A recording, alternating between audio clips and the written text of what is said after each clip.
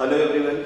तो आज हम लोग सोल्यूशन का अपना टॉपिक नया शुरू करते हैं, उसी लेक्चर को कंटिन्यू करते हुए। और ये आज का लेक्चर नंबर 5 में हम लोग इतने कंटेंट आज डिस्कस करेंगे। सबसे पहले वेपर प्रेशर ऑफ लिक्विड पिछले क्लास में ही बढ़ाया था मैंने, आज जो है इसको थोड़ा सा रिवाइज कर लेंगे। और जो है राउल्स लॉ, फिर कंपोजिशन ऑफ वेपर, इसमें न्यूमेरिकल इंपॉर्टेंट है, इसकी थ्योरी इंपॉर्टेंट है, इन दोनों से अक्सर क्वेश्चन आया करता है। और ideal and non ideal solution है, ये भी इंपॉर्टेंट टॉपिक, इसमें भी थोड़ा इंपॉर्टेंट लिख दूं। तो इतने टॉपिक आज हम करने की कोशिश करेंगे, ठीक है ना। आई होप आप सबने हेनरी लॉ की सीट सॉल्व की होगी, ठीक है ना। और अगर जो है सॉल्व हो रही है तो बहुत अच्छी बात है। अदरवाइज मैं क्या करूंगा कि जब लेक्चर खत्म हो जाएंगे है ना थ्योरी वाले पूरे पार्ट, तो मैं न्यूमेरिकल्स की एक सीरीज बनाऊंगा और उस सीरीज में सब डीपीपी का डिस्कशन करेंगे। तो आई होप वो ज्यादा बेटर रहेगा, क्योंकि कंटेंट भी आपको ज्यादा मिलेगा जल्दी जल्दी और चैप्टर जल्दी क्लोज हो जाएगा। और लास्ट में हम लोग हर डीपीपी का सोल्यूशन का एक सीरीज बनाऊंगा, है ना, उसको मैं जो है अपलोड करूंगा। मतलब हेनरी लॉ का सोल्यूशन, कंसंट्रेशन का सोल्यूशन, ऐसा सीरीज बना के जो है आपको मिल जाएगा। तो आप वहां पे पढ़ेंगे तो ज्यादा अच्छा समझ में आएगा। तो स्टार्ट करते हैं बिना टाइम पास किए हुए, है ना, vapour pressure of liquid solution. तो अब देखो जरा ध्यान से, जैसे मान लो कि अपने पास एक लिक्विड है ना, मतलब अपने से पूछेगा what is the vapour pressure, और इसमें शॉर्ट नोट बताइए कौन कौन से फैक्टर हैं जो इसको इफेक्ट करते हैं। इन सब की कहानी आपसे पूछा करता है, ठीक है ना। तो देखिए कैसे हम लोग इस चीज को पढ़ते हैं। जैसे मान लो अपने पास एक कंटेनर है और इस कंटेनर में हमने क्या किया, लिक्विड भर दिया।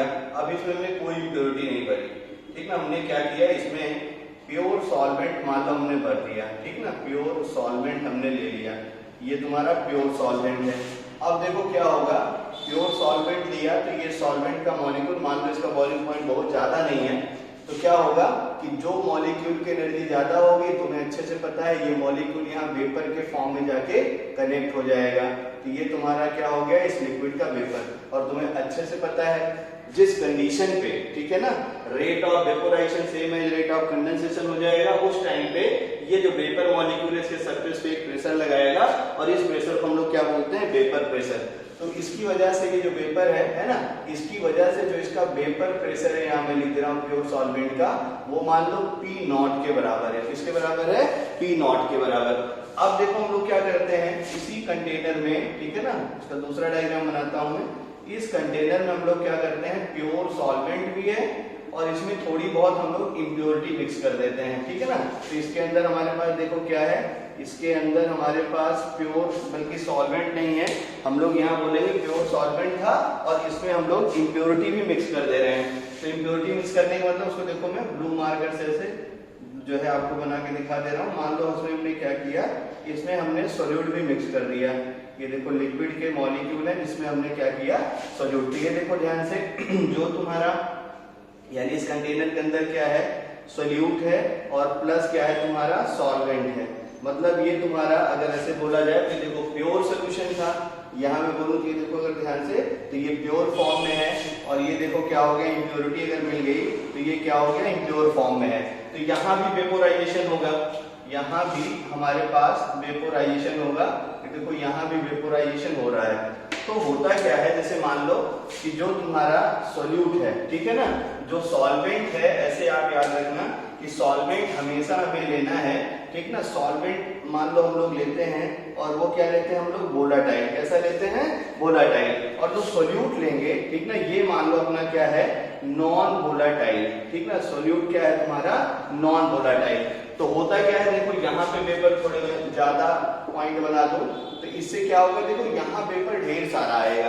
लेकिन अगर मैं इस कंडीशन में बात करूंगा तो आप देखिए यहाँ वेपर थोड़े कम आएंगे, क्योंकि देखो ये इम्प्योरिटी है और इम्प्योरिटी सॉल्वर है, तो तुम्हें कल मैं बता ही रहा था, ठीक है ना। तो होगा क्या, देखो यहाँ पे भी ये वेपर जो है वेपर बना और इस वेपर का भी प्रेशर यहाँ आएगा। ये मान लो तुम्हारा वेपर बना और इस वेपर की वजह से जो प्रेशर आएगा, इसको मैं Vp यहाँ लिख दे रहा हूँ। तो ये देखो इसका जो प्रेशर होगा Vp, है ना, इसको मैं बोलता हूँ कि ये मान लो तुम्हारा, ठीक ना, PS के बराबर है। तो होता क्या है कि ये जो PS है और जो तुम्हारा ये P नॉट है ना, इसमें हमेशा डिफरेंस मिलना शुरू हो जाता है। अब ये कितना डिफरेंस मिलेगा, कितना नहीं मिलेगा, इसी चीज की स्टडी अपने को राउल्स लॉ में या फिर आगे पढ़ेंगे हम लोग कॉलिगेटिव प्रॉपर्टीज, है ना, relative lowering of vapour pressure, वो सब की कहानी हम लोग यहाँ पे देखेंगे। तो अब देखना ध्यान से, सिंपल सा, वेपर प्रेशर कब आना है, जब रेट ऑफ वेपोराइजेशन सेम होगा रेट ऑफ कंडेंसेशन से, ठीक है ना। इतनी चीजें पिछले क्लास में भी हुई थी, थोड़ा सा और अच्छे से समझ में आया होगा। अब देखना ध्यान से, ऐसे कौन कौन से फैक्टर्स हैं ना, factors affecting vapour pressure of liquid. आपसे पूछेगा ना कौन कौन से फैक्टर हैं जो वेपर प्रेशर लिक्विड को इफेक्ट करते हैं। तो सबसे पहला फैक्टर है अपना फर्स्ट फैक्टर, वो है तुम्हारा, ठीक है ना, नेचर ऑफ लिक्विड। कई दिनों से मैं बोल रहा हूं कि सबसे पहला factor vapour pressure, boiling point, कुछ भी बोले आपसे तो उसका नेचर ही डिपेंड करता है। सॉलिबिलिटी पूछे, सब नेचर पे ही डिपेंड करता है। तो नेचर मतलब क्या होगा, देखो हर लिक्विड के पास अपना इंटरमॉलिक्यूलर फोर्स ऑफ अट्रैक्शन होता है। तो जिस भी लिक्विड में, ठीक है ना, मॉलिक्यूल में इंटरमॉलिक्यूलर फोर्स ज्यादा होगा, उसके मॉलिक्यूल्स की काइनेटिक एनर्जी कम होगी, और काइनेटिक एनर्जी कम होगी तो ये मॉलिक्यूल जल्दी से एस्केप नहीं कर पाएगा, और अगर एस्केप ना हुआ मतलब वेपोराइज ना हुआ तो फिर आगे कुछ भी नहीं होने वाला है। तो हम लोग क्या बोल सकते हैं कि अगर तुम्हारे पास दो लिक्विड हो जाए ना, लिक्विड मतलब मैं अगर फैक्टर लिखने की बात करूं तो लिक्विड है ना, एवरी लिक्विड सबके लिए अलग अलग होता है, ठीक ना। लिक्विड है, ठीक है ना, यहां लिख देता हूं मैं, स्ट्रॉन्ग इंटरमॉलिक्यूलर अट्रैक्शन। क्या करना है अपने को, देखो जो भी लिक्विड है जिसके पास स्ट्रॉन्ग इंटरमॉलिक्यूलर अट्रैक्शन होगा, स्ट्रॉन्ग इंटरमॉलिक्यूलर अट्रैक्शन होगा, ठीक है ना, उसके पास क्या होगा, है, ठीक ना, लो वेपर प्रेशर। बात समझ में आ गई होगी इतनी। और हर लिक्विड का अलग अलग होता है, ऐसा जो है मतलब एवरी लिक्विड हैव जो है टेंडेंसी टू, ठीक है ना, वेपोराइज, मतलब उसके पास सबका अपने अपने अलग अलग वेपोराइजेशन, अलग अलग वेपर के फॉर्म में जाने का टेंडेंसी होता है, ठीक है ना। तीसरा फैक्टर, हम लोग दूसरा फैक्टर की बात करेंगे, दूसरे फैक्टर पे है। दूसरा फैक्टर है वेपर प्रेशर जो है लिक्विड को इफेक्ट करने का, और वो फैक्टर कौन सा है बोलो, टेम्परेचर। टेम्परेचर मैं कल से ही बोल रहा हूँ, आप देखो ध्यान से, जब भी आप टेम्परेचर बढ़ाते हैं, ठीक है ना, टेम्परेचर इंक्रीज करेंगे, तो टेम्परेचर इंक्रीज करोगे तो काइनेटिक एनर्जी जो मॉलिक्यूल्स की है वो क्या होगी, इंक्रीज कर जाएगी। और काइनेटिक एनर्जी अगर मॉलिक्यूल्स का इंक्रीज कर जाएगा तो आप देखिए ध्यान से, वेपर बनना शुरू हो जाएगा, यानी वेपर प्रेशर क्या होगा, इंक्रीज कर जाएगा, ठीक है ना। तो ये आपके फैक्टर हैं जिससे हम लोग बोलेंगे कि आपका vapour pressure of liquid effect करता है, और कैसे इफेक्ट करता है तो आपने समझ लिया होगा। आई होप यहाँ तक क्लियर हो गया होगा। ये पॉइंट ध्यान रखो, जो सोल्यूट है ना, जो सॉल्वेंट है वो वोलेटाइल है, और जो सोल्यूट हम लोग मिक्स कर रहे हैं वो सोल्यूट कैसा है अपना, नॉन वोलेटाइल, ठीक है ना। यहाँ तक शायद आपका क्लियर हो गया होगा। एक क्वेश्चन हम लोग और करते हैं, ठीक है ना।